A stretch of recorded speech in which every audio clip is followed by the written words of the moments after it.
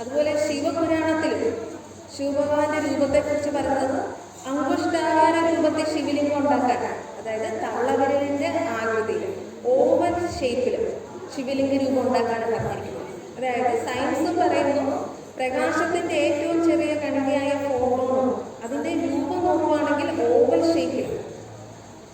അപ്പൊ ഈ കണ്ണുകൊണ്ട് കാണാൻ പറ്റുന്ന ഒരു പ്രകാശമല്ല, ദിവ്യമായ നേത്രത്തിലൂടെ കാണാൻ പറ്റും.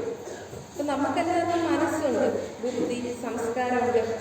അതെല്ലാം ഭൗതികമായിട്ട് പ്രവർത്തിച്ചുകൊണ്ടിരിക്കുന്നത്, ഭൗതിക മനസ്സാണ്. അപ്പൊ മനസ്സ് മുഴുവൻ ചിന്തിക്കുന്നത് ഭൗതിക വിഷയങ്ങളാണ്.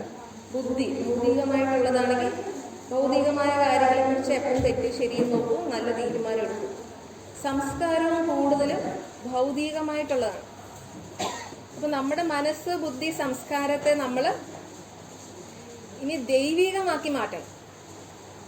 അപ്പൊ ദൈവികമായ മനസ്സും ബുദ്ധി സംസ്കാരവും ആകുമ്പോഴേ നമുക്ക് സൂക്ഷ്മത്തിലുള്ള ദൈവികമായിട്ടുള്ളതിനെ കാണാൻ പറ്റും. ദൈവികമായിട്ട് ബുദ്ധി പ്രവർത്തിക്കും, നമ്മുടെ സംസ്കാരം ദൈവികമാകും. മനസ്സിലായോ? ഇപ്പൊ നമ്മുടെ മനസ്സൊക്കെ ഭൗതികമായിട്ടേ ചിന്തിക്കുന്നുള്ളൂ.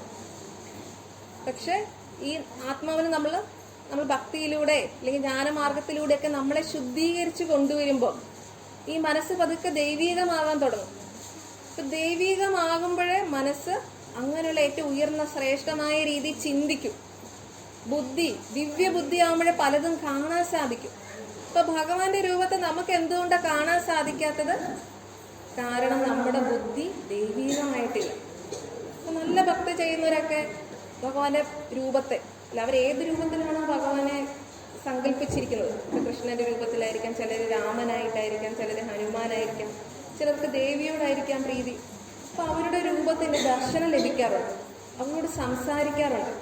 അപ്പൊ അവിടെ എന്ത് ബുദ്ധിയെ വർക്ക് ചെയ്തത്? ദിവ്യ ബുദ്ധിയാണ് പ്രവർത്തിച്ചത്. കൃഷ്ണന്റെ രൂപം പ്രകാശരൂപമാണ്. പക്ഷെ അത് ദർശിക്കാൻ സാധിക്കണമെങ്കിൽ നമ്മുടെ ബുദ്ധിയെ ദിവ്യമാക്കണം.